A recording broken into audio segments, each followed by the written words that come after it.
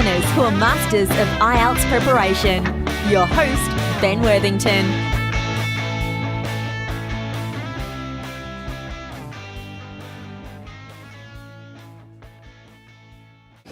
Hello there, students. This episode is all about General Task 1. If you're doing the General Task 1 rather than the Academic Task 1, well, you're kind of lucky because it is slightly easier. Anyway, let's get to it. So this episode, we're going to focus on a few points, starting with looking at the different levels of formality. Then we're going to look at the organisation of the letter. Then we're going to cover a very interesting topic which I think will help your writing in general, not just for General Task 1, but that's about writing for the reader, not for the writer. And that's a very interesting point that I'm quite excited to teach, actually. And then finally, we're just going to look at the final check of the exam. So there's lots to learn here. As normal, grab a pen if you can, or just make notes in your phone. As I said a million times before, if we make this an active listening exercise, you're more likely to remember it. Plus, obviously, you're going to improve your listening skills. So let's get started. So there's a few different styles or levels of writing the General Task 1. Roughly speaking, we can go from formal, semi-formal to informal. And the instances that we would use this, well, first we've got formal, which would be diplomatic. Sorry, like on a diplomatic level. And in this case, it's highly unlikely we're going to get a task like that for the IELTS, but if we did, we would finish the letter respectfully yours and start it with dear sir or madam, or probably even a little bit higher, but I won't go into it because it's highly unlikely.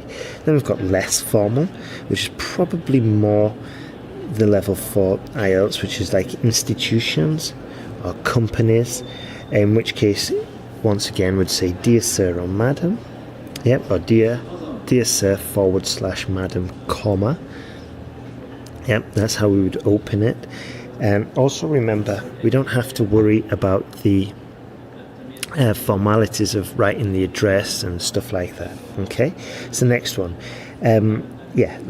slightly less formal, institutions, companies, and then we would finish with very truly yours cordially, very sincerely yours. Okay, then we've got informal, which would be another possibility on the IELTS test, in which case we could finish with best wishes, yours, best regards, and of course we would start with something like hello David or hello Mr. Jones or something like this. And when would we use this slightly informal on perhaps semi-formal? Well, within a company, if it's like a company communication between one colleague to another colleague, even so, still we wouldn't want to slip into colloquial or spoken English. And some telltale signs of colloquial or spoken English would be if you're using stuff like I totally agree, or and stronger language, like I find it super irritating, like this, which is fine in spoken English between your friends, but for the exam we have to up it up a level, especially with this writing task. And then we've got the most informal level, which would be between families and friends, and this is where it's a bit more lively. We've got the contractions in there as well, probably got the contractions for the informal as well, but not too much as in I'm gonna sort it out next week. No, we would say I'm going to sort it out next week, okay? And then we'd still use contractions like I wouldn't, don't, these ones. We wouldn't write out the full version unless we were really trying to emphasize the action. So sorry. And moving on to the most informal ones, friends, family, in which case it would be like hi Dave, ! Or hi Dave, And here it'd be much more lively, much more direct. And then we would finish with love, Benjamin, or hugs and kisses, or take care. And then maybe, and just finishing it like that. That's the kind of style we want. Now, when we're actually attacking or starting the paper, the best way to organize your academic task 1 is to follow the bullets. Okay, follow the pointers ahead in front of you. And so if it says like write a letter of complaint, you must include 1, the date and the time where you where you bought the product. Bullet point 2, the reason of your complaint. Bullet point 3, what you would like from the company you're writing to.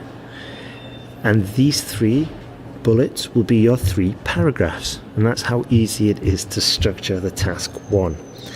Now, it sounds super simple, and it is relatively easy. However, we do need to stay on topic, and we need to make it basically clear and simple.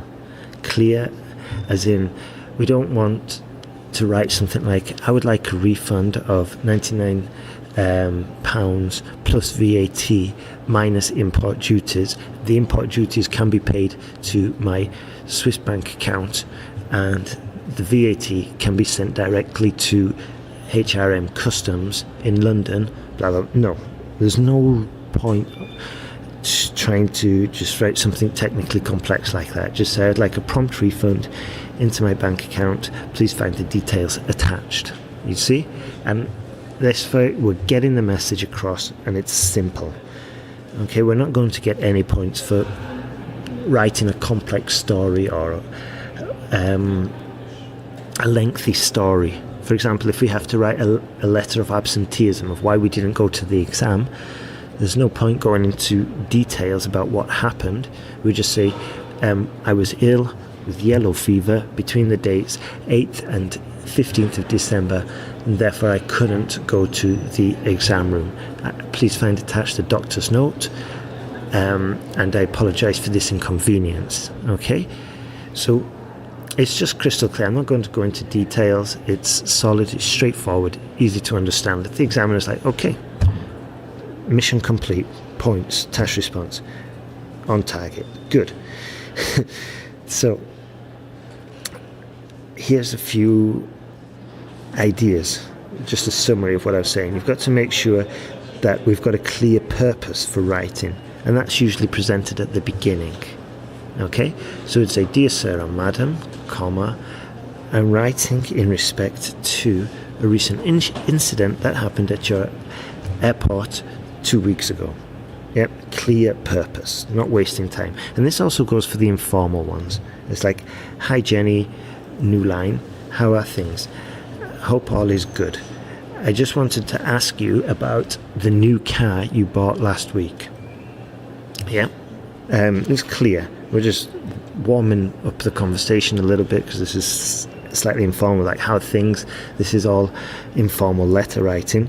And then I just wanted to ask you about the new car. And notice as well, we would actually write the contractions. I just wanted... sorry, that's not contraction. I just wanted to ask you about the new car. Yeah, or how's things, instead of how are things going.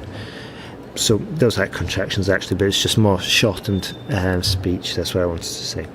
So the purpose for writing, we'll put the details, only the essential details. Okay, only the essential details. So if it says state your name, age and previous experience, you put that in the actual letter.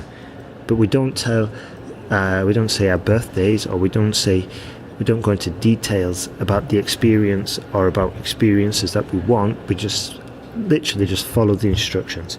And then the closing, which I just briefly covered before. And the closing obviously has to correspond to the style of the writing. Now, what I want to go into is, while we're doing this, we must pay attention of not writing this letter for ourselves. And this is a really good skill to learn, not just for the IELTS. It will help you with your IELTS score, but it will also help you in your future English letter writing and just future writing in general and communication. And the principle is like, you don't write for yourself, you write for the reader. And the best way to explain this is through examples. So I'll give you a clue. Well, first of all, we're always courteous. We're not antagonistic. Okay, we're not talking about crazy threats of taking them to the court and threatening them to sue them with a class action lawsuit.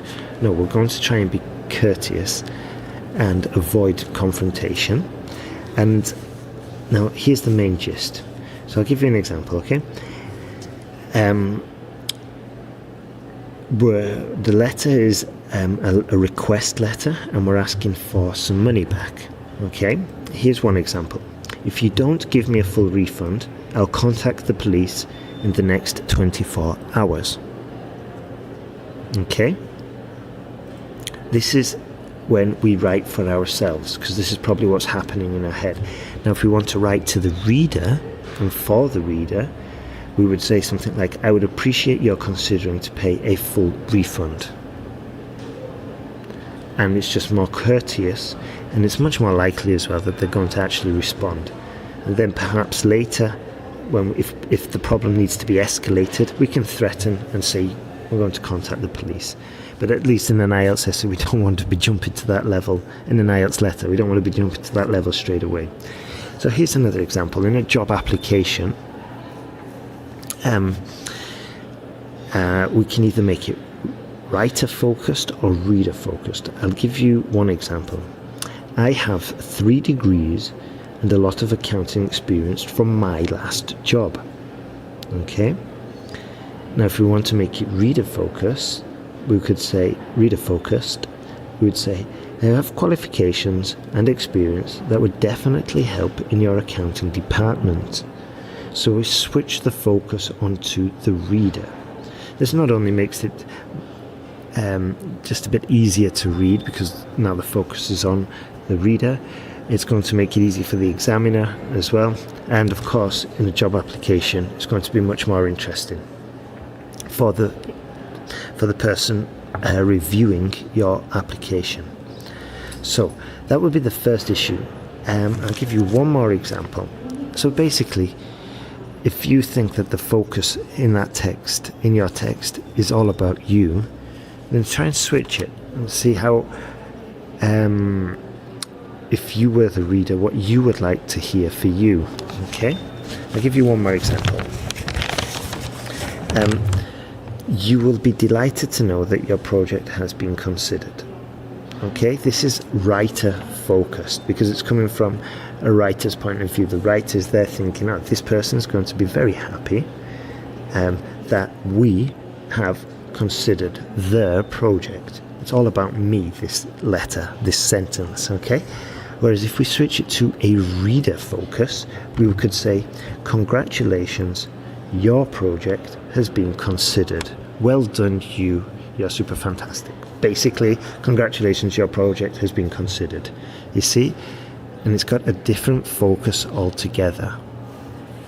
And if you can incorporate this into your writing, definitely going to be helpful for the IELTS, and also for your cover light when you're writing your personal statement. If you can write it orientated towards the university and how you're going to help the project, or how you're going to help them achieve better average scores because you're capable of doing this. Or even if you're applying for a job as a doctor, you could say I don't know, I totally agree with your quality control processes. In fact, I'm a keen supporter of this in my own practices, blah blah blah. Okay, but just focusing it on them. So that's what I wanted to say. Well, when you're considering constructing the text, and like I said, we're going to be looking what kind of language, formal, semi-informal, informal. One idea basically per bullet. It's going to be reader orientated, reader focused, and then we're going to check So what do we look for when we check? The easiest part would be to check that we've covered all the bullets in the requirements, in the task requirements. Or did we forget to mention our personal experience? Did we forget to mention a possible solution? So we must review the work. Then we look at the writing, and we can see, and we've got to concentrate on the largest issues first. Okay, so we go through and we read in the sentences, and if possible we're reading it aloud but just with a whisper, and we're going through and looking for grammar inconsistencies and issues. Correct those first, big issues first, and then once we've done that, hopefully we've still got time left, and we'll check again and look for the smaller issues. If we haven't, it's perfectly normal, don't worry. If you have got time left, don't sit there drawing pictures or twiddling your thumbs. Just have a look, go through it, look for issues, punctuation, look for mistakes that you've made previously in your practice writing, and correct them. So that's it's a strategy to improve your score in the IELTS writing task 1 in the general. Now, if you're really serious about improving, then I'd consider getting some feedback, getting your essay corrected, and this way it's the fastest way to improve. And you can do that at IELTSwritingtask.net. Essay correction packs are available there. But if you're worried about the structure of your writing, or you want to improve it even further, get some of the essay skills and organisation of ideas, you can just have a look at the online courses at sentenceguide.com. Okay, have a fantastic day. I hope everything's going well, and remember to sign up, and if you could leave us an iTunes review as well, that would be absolutely awesome. So all the best and good luck in your exam.